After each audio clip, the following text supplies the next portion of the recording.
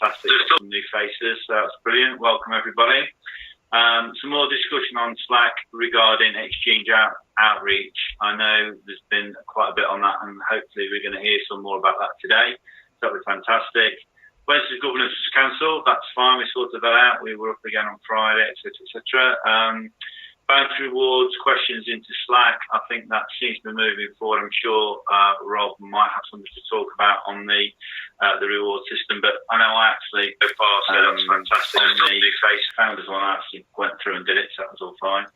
And dated next meeting, which is today. So we're off and running and ready to go. So I'll hand over to Douglas for our. For anybody who's not familiar, there should be a link to the agenda, or you should have the agenda. I'll just put a link to the agenda in the chat. Everyone should have the agenda. I think I've got the right one. No, that's the wrong one. Sorry. And it's over to Douglas. If you'd like to make a start, Douglas, please, for your heads up on the weekly update. Thank you. Thanks, Jim. Hi, everybody. Yeah, this has been quite a week. I'm going to go really quickly through this and leave it to most people to discuss in the working groups.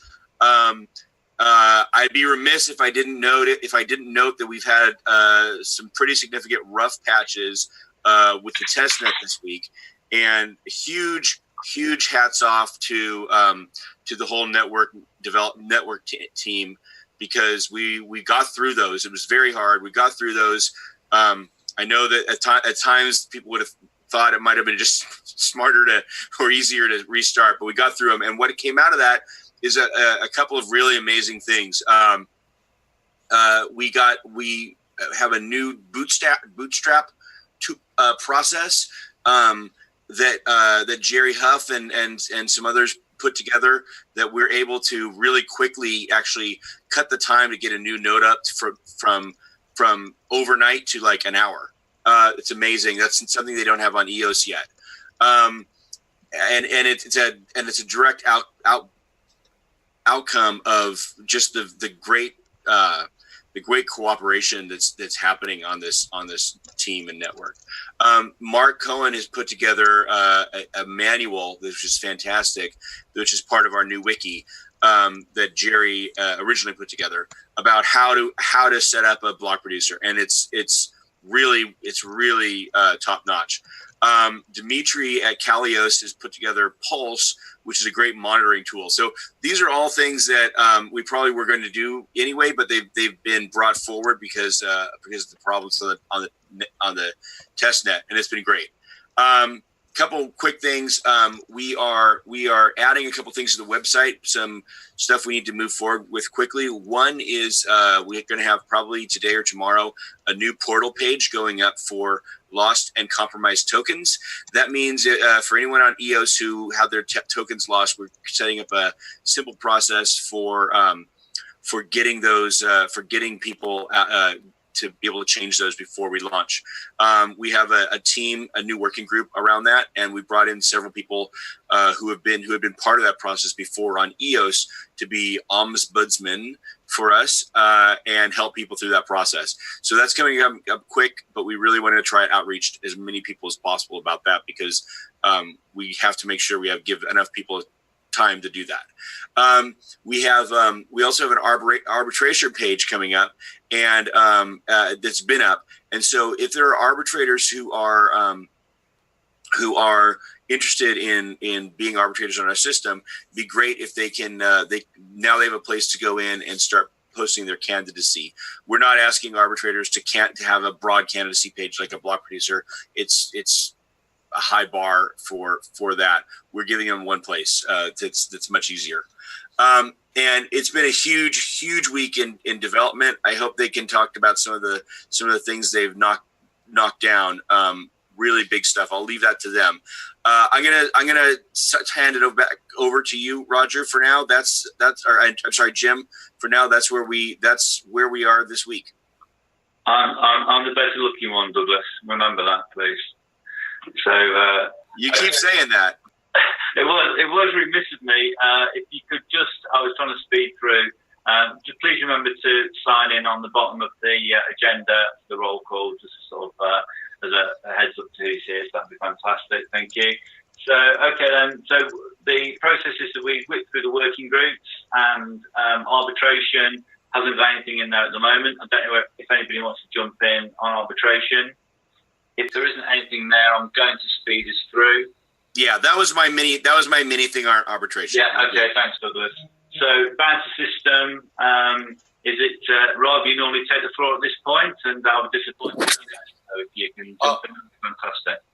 I'll get it, thank you. This is James Davis at GoodBlock. I just wanted to point out that the Slicing Pie app is up, and people are entering their time, and it seems to be working great. And thanks so much to Rob Konsdorf for working on that. And we are doing continuing work on that. Another thing I wanted to say about the bounty system is that we're having a call for about the commission rates at 17:30 UTC.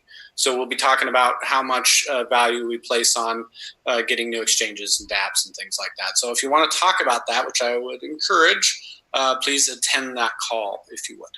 Thanks. Okay, thank you very much for that, James. I just wanted to add, I've got a laundry list of bug fixes. So thanks to everyone who reported, any problems you found with the app. There's always bound to be some bugs. So I appreciate that. I'm looking to try to get those in ASAP. It's just been hard to find the time. So I also want to make it easier for teams. So there should be some team functionality coming down the pipeline too. So yeah, I'm going to try my best to prioritize that. Might not get done for a couple of weeks, unfortunately, but I'm going to see how much I can do today. Okay, Rob, thanks for that. Again, a bit of housekeeping. If you come on a call, if you make a contribution, can we just have your name and organisation for the tape, as they say in the TV documentaries? So I will go through now to community rewards. I can't see Mehedincu on the call. Don't know whether James, you want to carry on? That'd be great. Yeah. I just wanted to point out that the community rewards program is up and running, and it seems to be going great. We have a bunch of people who are on board, and we have some people who are taking it very seriously, and it's really exciting. So I'd just like to encourage everybody to take part in that if possible. Spread the word about it, and we will probably also be engaging in some kind of marketing program to promote it. But so I just wanted to say, yeah, it's going great, and let's continue to promote it. Yeah, I think I'll back that. We've been trying to promote that on our channels as soon as we can, and if you know anybody who gets, at any meetups or anything, then that would be fantastic. Nicole, do you want to speak? If you hit your unmute button, you can speak. Hi. Hi. So I have a question. Thanks, Doug. I found the document too by the block producer. So I just wanted to let all of you guys know that I'm literally starting a program on IGTV for Instagram, and I realize that that's not something that you guys are really into on the social side, but I'm promoting more of after my book. I wrote this book called Smart Women's Guide to Blockchain, so I'm doing Smart Women's Guide to EOS and Telos. And so I'm really giving them an idea of how, yes, I know, right, Doug? So what I'm doing is I'm really trying to get more women understanding the concept of the digital token and the digital asset and how it works with the dApp and what it is, and making it very simplistic. So I do maybe sound bites I'll be doing them every night, and I'll put them on DLive as well, and then maybe make a new Steemit channel for that. But I just wanted to let you guys know that if you have something that hey, Nicole, I have something that you could really use to make this simple. Here's how it works. It's like a 10-step process or something. I can market that, and I want to be able to be in this group a little bit more in helping on the marketing side, so that I'm able to become a proxy for everybody and help you guys out, and then get paid a lot more. So however that can work, yeah, Doug's thumbs up on that one. However that can work, I'm open to any ideas that anyone has. So Roger and Jim have been extremely nice to me, so especially as a newbie. So I just want to say thanks so much, and thanks for letting me talk. Okay, Douglas, I'm sure you want to come in on that one. I do. Nicole, you're so welcome here. Thank you so much. I'm excited. I want to read your book soon when I have a little more time. So we've been talking about. I think this is a really good opportunity for us to say really quickly. This has been we've been talking about this here in small groups. How much we want to be more representative across the board, but particularly, 51% of the world's population is very underrepresented here in our blockchain sausage fest, and we want to improve that. And so to any women who want to find leadership roles in DPoS chains.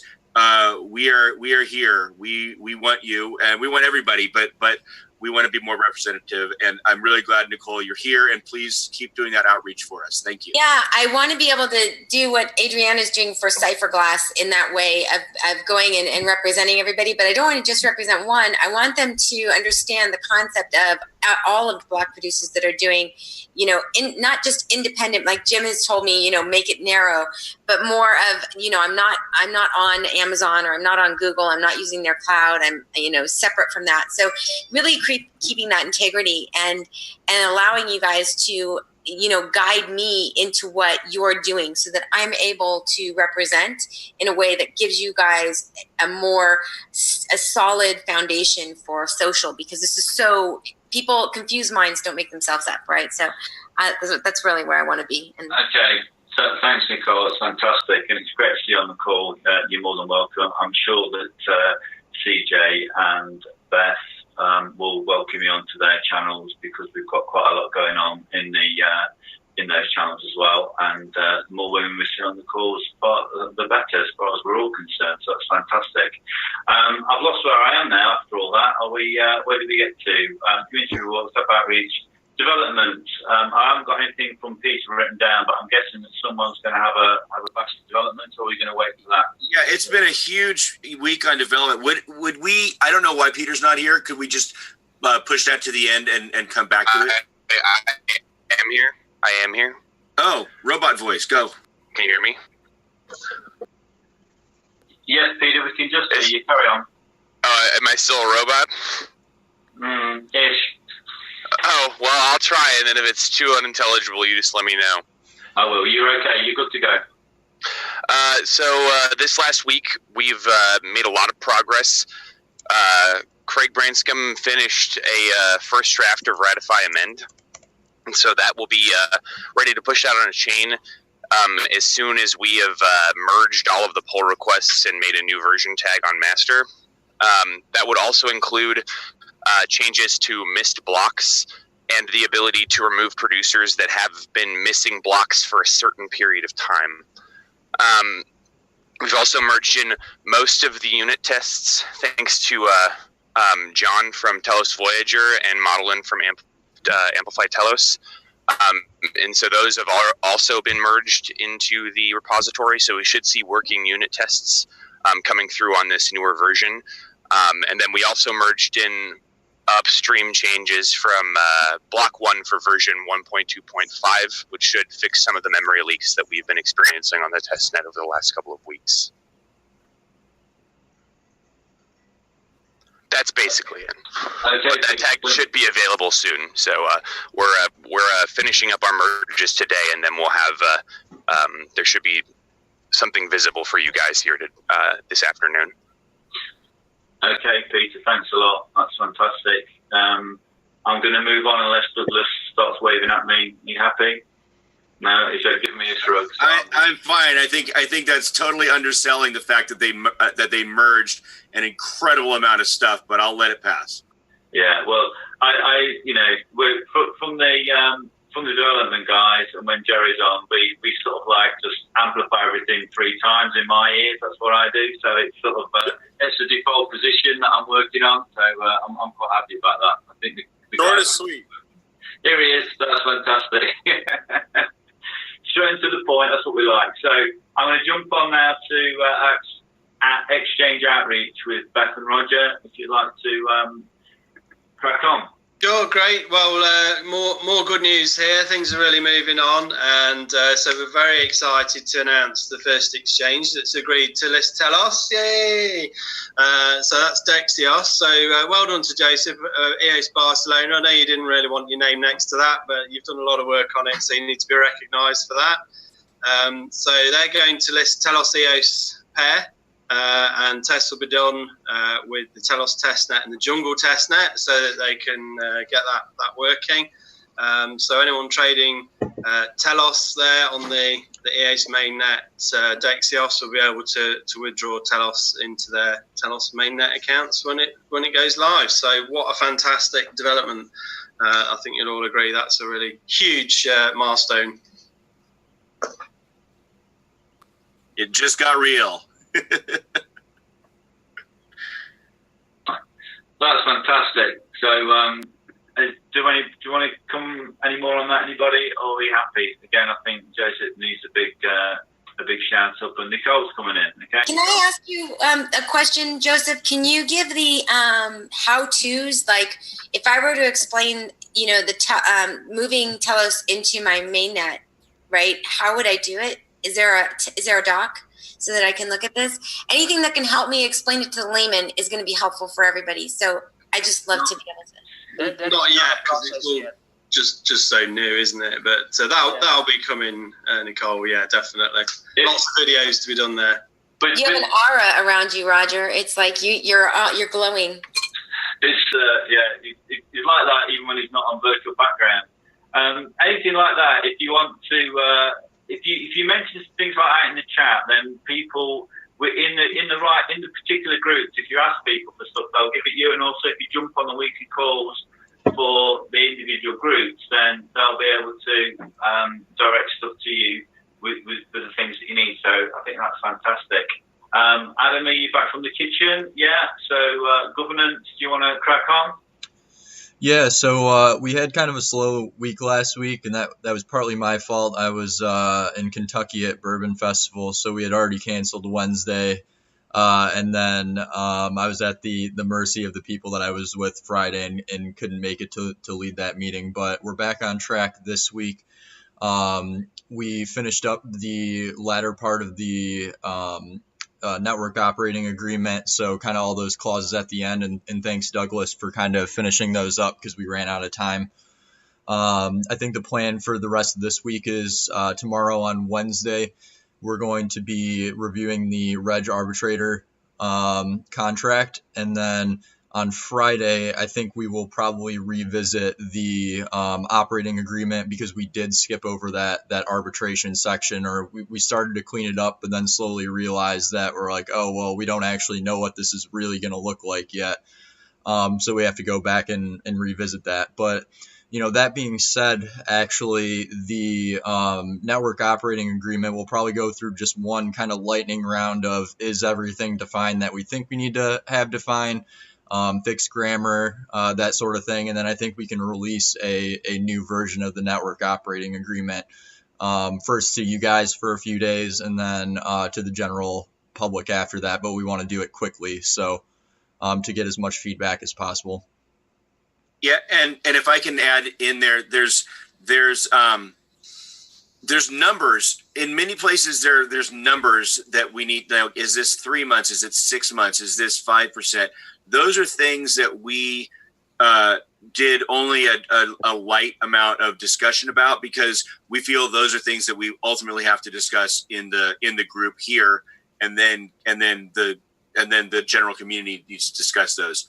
Right. So we're building really strong frameworks, but the actual granular details may almost certainly need some discussion within our group. So once we get those out there, I would encourage everybody in our group and everybody, outside the group who is interested in this to get on those things, because again, our principle is there's no perfect documents.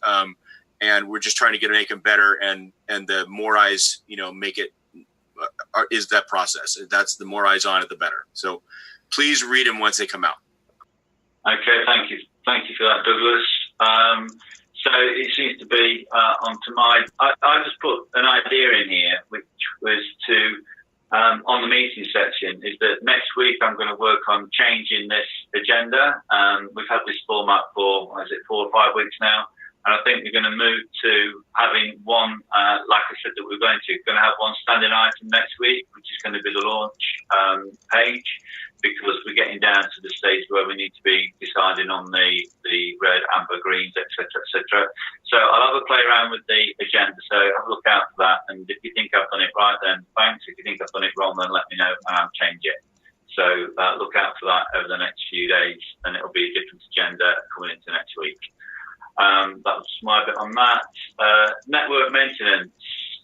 Jerry, do you want to pop in on this? Sure. Okay. Well, thanks to Mark from Vancouver, we have a wonderful how to install a block reducer guide up on the wiki. We had a few problems over the testnet the last few days, but it's up and solid now with 21 producers. There's a new block producer contract form in the agenda. And also, Dimitri from Infinity Block has a pulse monitor that's in beta, but really would like to get people's feedback and get it up and working. And lastly, JT has a bootstrap, and he's got bootstrap.bigiron.io up for people who need to get a backup. He has the last 4 hours up on a web page that you can just download. And that's it. Can I? Yes. Yeah, go on, Douglas. Yeah, just wanted to add. So, these things are huge. I wanted to mention, these are also things that are all going to carry with, these are solutions that are not temporary fixes for the testnet. These are solutions that are going to carry through into the mainnet. And most likely right now we have one Bootstrap server, but my hope is that BPs will find different ways to sort of reach level 6 on Azad's scale. And like I would propose that one of those would be not just to be an API server, but to be a Bootstrap server, so that we keep that a decentralized process and keep the cooperation, competition, continuum well towards cooperation, but not so much that it's becoming centralized or locking in and out. But it's amazing things that network guys have come out with from a very, very tough week. So those guys, buy them all a beer next time you see them. Thanks for that, Douglas. Yeah, it's brilliant what we're achieving. So that's great. Apologies, Beth. I need to drop back to your external comms. Do you want to? You've got some things on there. Do you want to have a pop at those, please? Sure. Just the usual kind of weekly reminders. We've got lots of great weekly wins that are happening in some of the groups, so we'd love to still be able to share those, some big milestones. I believe at some point Mark had suggested that it'd be easier just if you wanted to just send to him directly. He could wrap them up the way his team has. That has been so awesome. Mark, correct me if I'm wrong. I don't want to throw you another task. But there's lots of great things happening, and we want to be able to kind of make sure that it's getting shared in all of our different kind of social media and community channels, because people want to know what's going on. And then I've seen a lot of chatter within the Slack channels about things that are kind of external communication type of topics that are kind of popping up in marketing or the general channel. It'd be better if we could make sure those get consolidated to the external communications channel, so that that team that's kind of focused on the big picture PR messaging can kind of better address them. And I'm worried about them getting lost in other bigger channels, like general channels. And if anybody's not sure about that, feel free to message me directly on Slack, and I can kind of explain the use of that channel better. Okay, that's all. Thank you. Thanks a lot for that. That's fantastic. I'm going to have to jump off now, so I'm going to hand over to Adam, and he's just going to take us through the rest of the meeting. So see you later, guys. Cheers. See you, Jim. Thanks, Jim. Cheers, mate. See you, Jim. Cheers. All right. So we were at weekly wins, right? I'm just trying to get the agenda to the right spot. So I think we're down to onboarding. Okay, onboarding. All right, cool. I can hop in there. Yep. So Mark from Telos Vancouver. A couple of exciting things this week. We've got 5 new members and 2 more coming on board. So lots of very competent folks who are excited to join the Telos launch group. So that's been great. And the onboarding form is getting very busy. So we're getting more and more interest. So great news.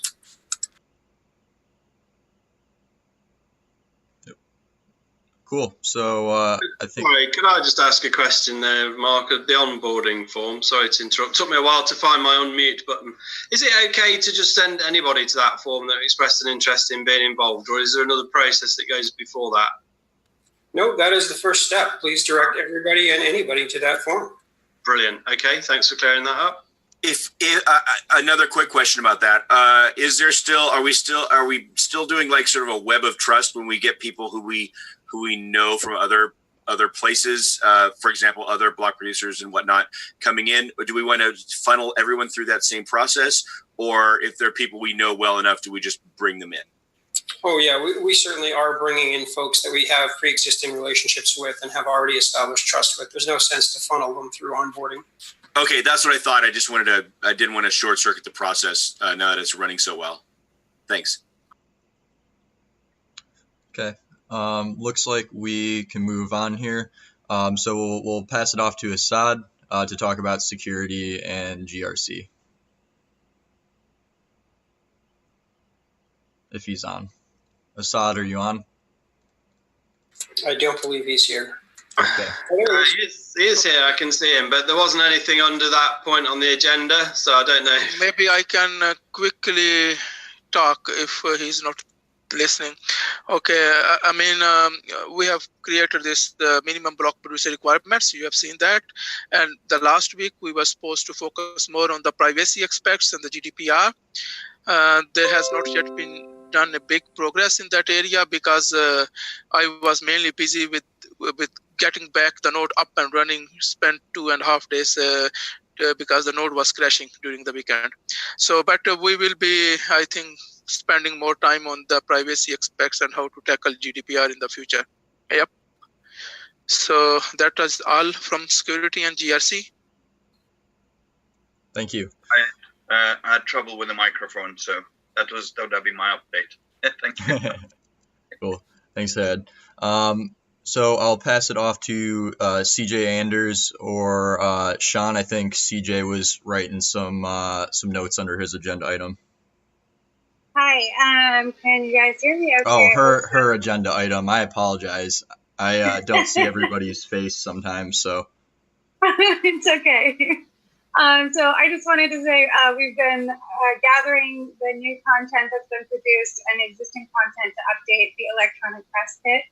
And it looks like we have all the content we need, and now it's just a matter of revising and updating the electronic press kit, the marketing deck, and the general intro decks that we've completed to ensure that all are on brand and ready to distribute soon. That's all I have. Cool. Awesome. So Douglas and Beth, do you want to talk about the Telos Foundation real quick? Not really. No. Not much has happened with the Telos Foundation. A lot of other progress was at the expense of that this week. I would say the one thing I would say though is, like I said last week, we are going to have to set up some kind of board for that. We want people, naturally a lot of those people are likely to come from within this group, but I think we should also be looking for people and brainstorming about people outside this group who either because they're not engaged with Telos itself, it could be people in the EOCO world, it could be people in the business or government world, it could be in a lot of people. I think it would be great to have a broad board that doesn't completely look like one of these phone calls. But so let's just keep thinking about that, and that is all. All right. Does that mean you have to wear shirts and ties, Douglas, to not look like one of these phone calls? Well, like these phone calls, pants are not required. Cool. So next up is translation. This is Joost from Cotovanu. Do you hear me? Yep. good. It has been a bit slow on translations for the last weeks. So we'll try to poke people a little bit more.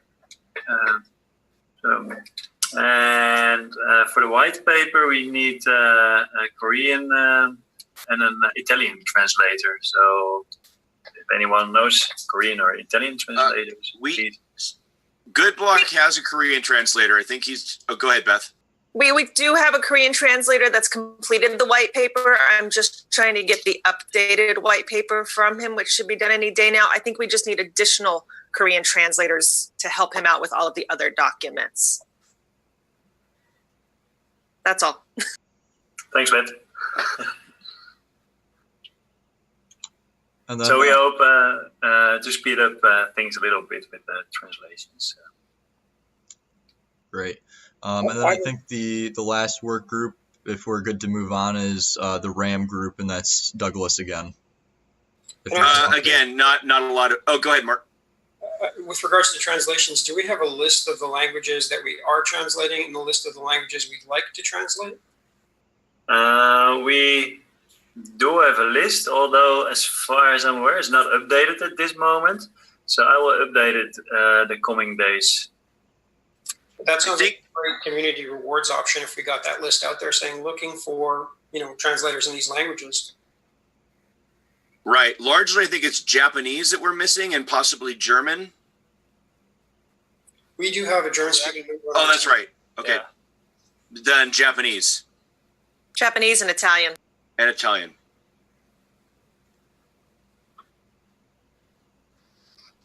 Okay, and then I think I heard that Douglas said that there is not much update on the RAM group, and we're okay to skip that for this week, correct? Please.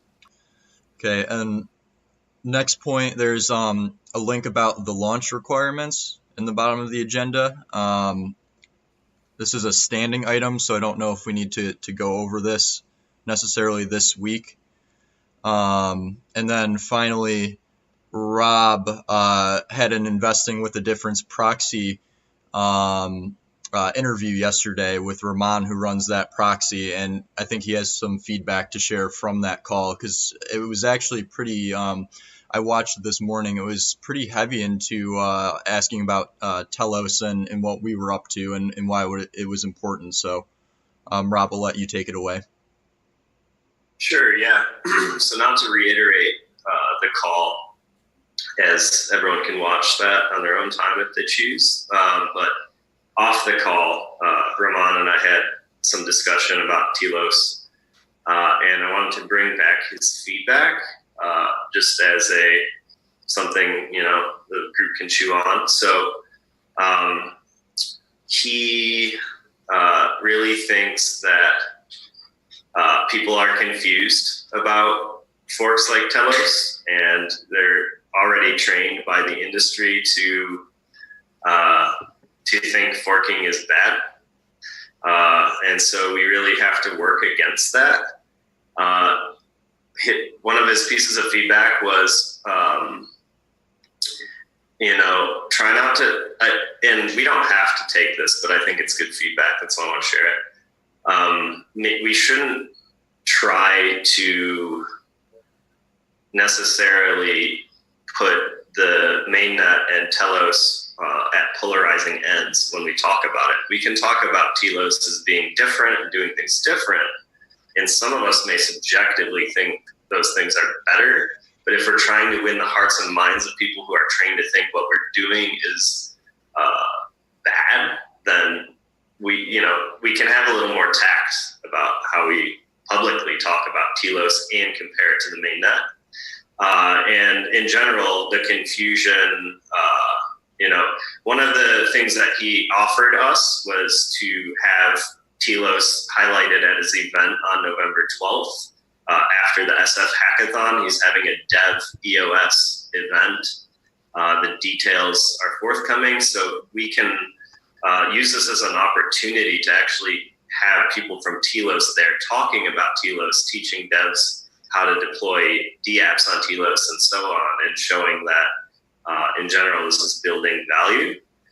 So just some things to think about.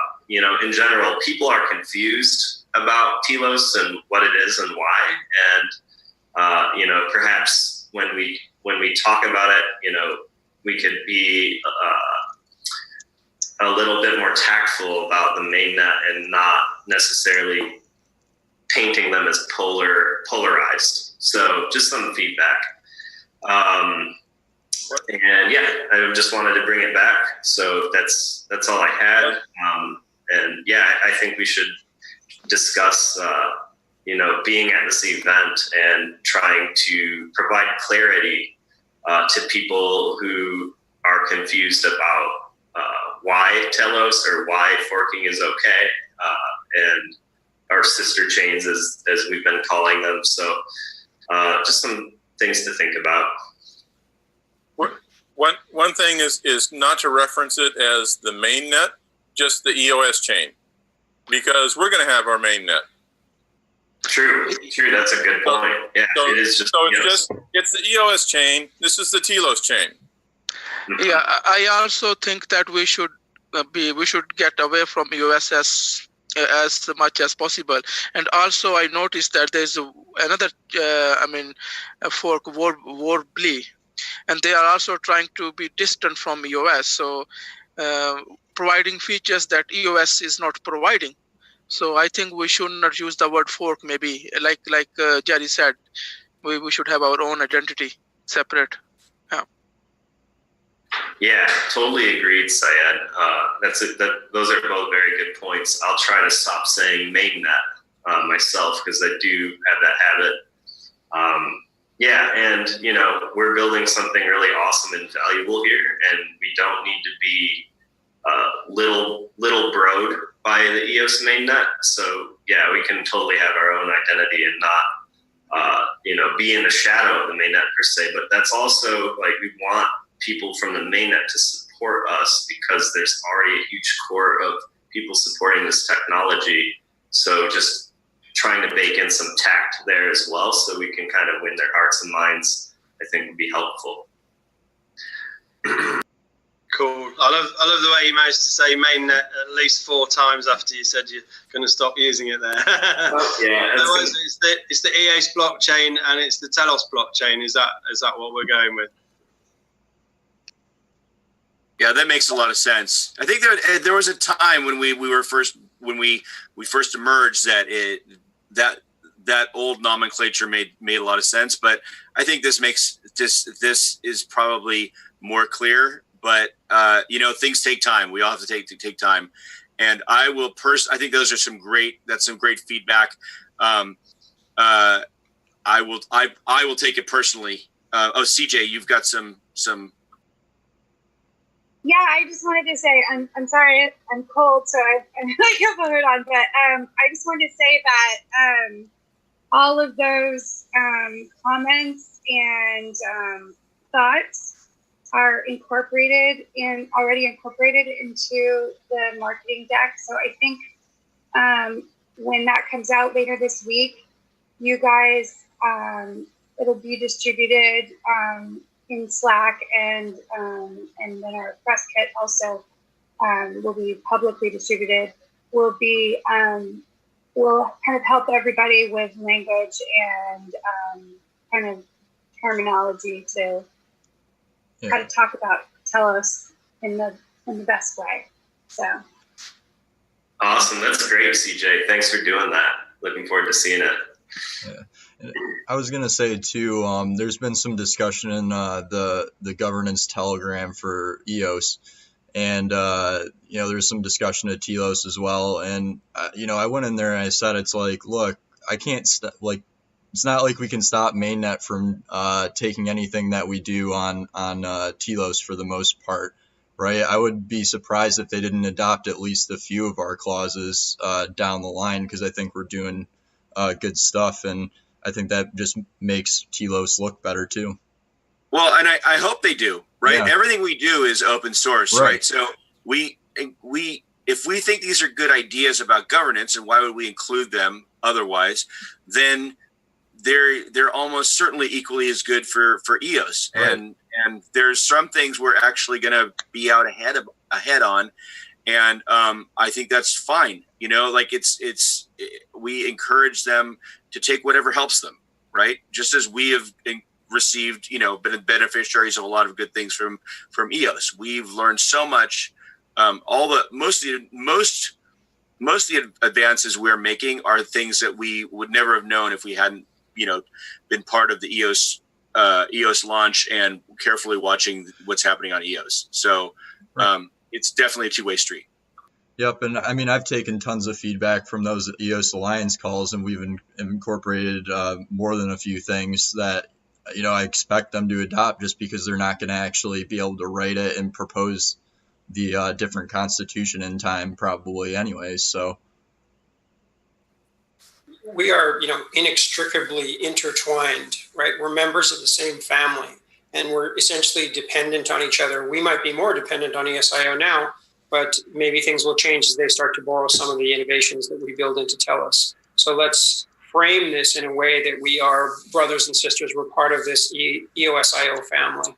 Yeah, I think we should use the word EOSIO, not the EOS mainnet. EOSIO is I think, better. Yeah. Yeah, exactly. You've got the EOSIO code base, from which you've got EOS one side, Telos, and then whatever else follows from that as well. Yeah, yeah, we've been using EOSIO or mostly, and lately I think we're getting people starting to talk about EOS Telos as if it's just like kind of one unit, because there's so much crossover. So I think either of those are good way, and also EOS family. All those are good ways to speak about this. How about a hierarchical family tree showing all the children of EOSIO? We'll get Josh on that immediately. I think Nicole's dying to say something. Unmute yourself, Nicole. Go on. I just have one question for you guys. So all of you are kind of like way up here in all of this, and like when I have to go and explain it to people that like me, who are like, what is this, right? So if I put into a group, you know, does anybody know about blockchain? I get up maybe like 3 people that have heard about it. So my goal is more to say, okay, this is how this works. So I'm going to kind of dumb this down for a second, and it's going to bore you guys, but I want to ask you, when I talk about the EOSIO and Telos, what was the actual point of Telos forking off of EOS? Was it a distribution model, or was it something that was not working with EOSIO that we needed to change? So I'll let Douglas take this. Okay. Thanks, Rob. So I'm sure we all have our own approaches to our own opinions about that. I would say the largest thing of all is that in EOS, because of the way the tokens are distributed, 99.3% of all the users do not have a meaningful voice, right? So there's a lot of people who are passionate about it, but because DPoS is based on voting, their votes don't technically matter in the way they should. And so the main goal there was to give everyone a voice and everyone a vote, because we believe that somebody who has 1,000 EOS cares just as passionately about the system as somebody who has 1 million, and maybe even more in some cases. So we want to be very inclusive. That's the main thing. And then there were we saw opportunities for some network, some security technical improvements, like you'll see with testing our standby BPs. And then once we start, then we found additional areas where we could be just more transparent and open and inclusive, for example, electing arbitrators. So those are the main ones. Rob, I bet you have some stuff to add. I just wanted to make a quick point of clarification. That was a great summary. Telos didn't fork EOS. It forked EOSIO. And that's really important, because a lot of block producers that are part of Telos actually made a pledge not to fork EOS. Including EOS Detroit.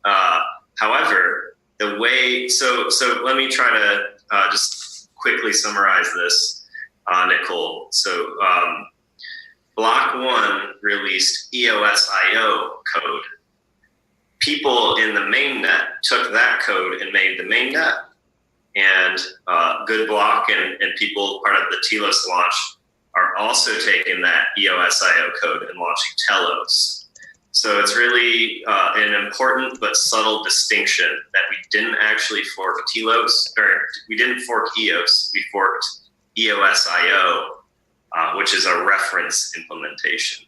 Yeah, that's very offline if you need more clarity, Nicole.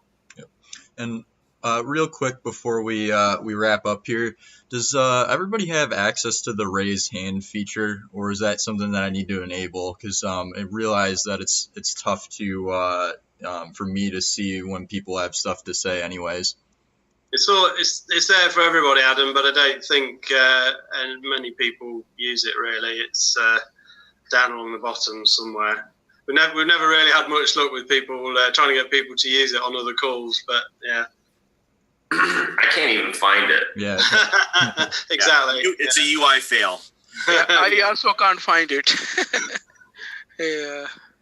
Jeez. Plus, it's never going to be as easy as just doing this. True. Very true. All right, guys. I think we are good to wrap up, I believe, unless there's anything else extremely pressing. Thanks for coming, and we'll put Jim back in the seat next week. So next meeting. So before we close, we usually just firm up that the next week, same time. Oh, yep, same time at 1600 UTC. Great. Thanks, everybody. Don't forget to check your time. Yeah. Fill in your time sheets, everyone. Cheers for now. Bye-bye. Bye-bye. Ban call in 40 minutes if anybody's interested.